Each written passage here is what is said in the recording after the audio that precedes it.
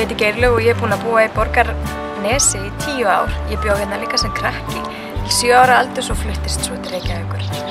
Hér alveg frábært að ala upp börn. Hér eru góðir skólar og góð þjónusta við börnin okkar, en við þurfum samt sem áður að halda áfram að byggja upp ennþá betri þjónustu. Við þurfum að tryggja að allar fjölskyldur geti boðið börnunum sínum upp á tómstundastarf og ýmis konar starf sem að kostar mikla peninga. Það kostar að vera með börn í leikskóla, það kostar að vera með börn í öllum þessum tómstundum í tónlistarskólanum.